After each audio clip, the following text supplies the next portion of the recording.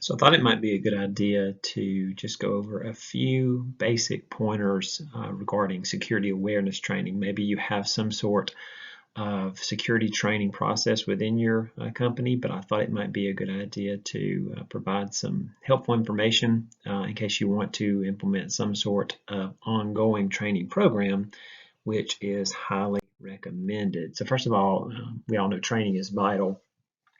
Our staff are being constantly hit with scams, phishing attempts, et cetera, et cetera. And so it's really important to make sure that you're educating them on an ongoing basis. And it's also important to think about each individual role within your company and think about the type of information that they're seeing every day. Somebody, for example, in human resources, they're getting different types of information thrown at them versus somebody who may be at a front desk position or in a production type position. So you want to think about what they're expecting to see as it relates to email communication and provide training that is specific to their role. I think it helps it resonate a little bit better. And then you also need to think about the cadence, the scheduling. How are you providing training and how often are you providing training? Are you pulling all your staff together once every year?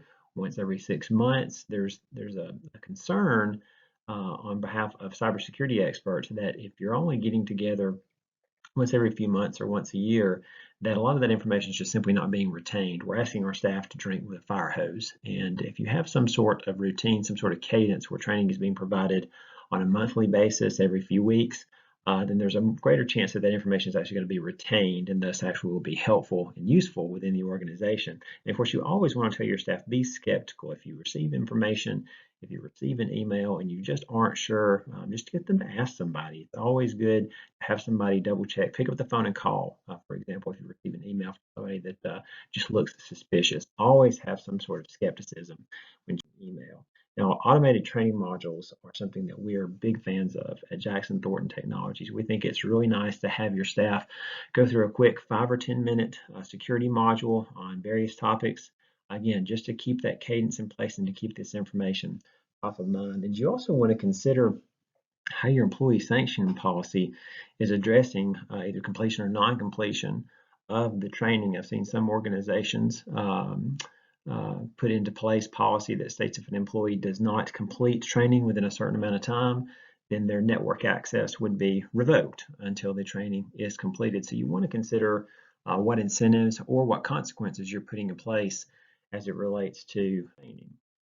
Now, another thing you can do is just promote awareness through visible clues. This particular graphic that you see on the screen, I actually got from the SANS, san.org website. And this is a poster that's actually designed to be printed and placed within common areas. So if you think about some of the signage that you might have around a time clock, or you may be putting posters around a coffee pot or a water cooler, this is just a great way to keep it, again, top of mind. You're promoting awareness, and somebody could come up to this, read something, take it back to their desk, and then that next email that comes through, which is actually a phishing attack, they can remember what they read and they can be more proactive in trying to stop that particular attack. Now, you can't just stop at training. You need to test. You need to make sure that the education that you're providing is resonating.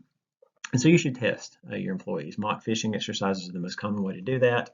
Simulated phishing tests being sent out to your staff just to see who our clickers are, right? Who are the people who are most susceptible to be the victim of a phishing attack. We want to identify those folks, and we want to be able to provide intentional training, kind of hands-on training if necessary, just to make sure that they aren't going to be the weak link. And I would advise you not to stop at mock phishing. You can also consider USB baiting tests. Drop a USB drive in a common area, whether that be the break room, whether it be the lobby. Just see if you've got anybody that might pick that drive up and place it in a computer. We have ways to test that to see who may be prone to putting a USB drive on the network. And you can also do mock phishing exercises that would be over the phone. See if somebody's willing to provide their PIN number or other confidential information over the phone. And then we can also actually do mock impersonation. We can dress up as another vendor. We can impersonate somebody who may be a trusted resource that would be provided access. And we can just want to simply see how far we can go past those access controls that you might have in place. So there's a lot of ways to test your staff, not just through mock phishing exercises. Of course, we can help at Jackson Thornton Technologies. If you have any questions, any concerns, you'd like to look at getting a security awareness training program set up in your organization, please give us a call. This is something that not only do we promote within our own client base, but we do this internally. We have a very robust security awareness training program that we provide to our staff. We think it's a very, very vital and very key in helping us protect our confidential information. So if you have any questions, if you have any concerns or thoughts around how to get a security awareness training program implemented at your company, please reach out to us. Thanks so much. Have a great day.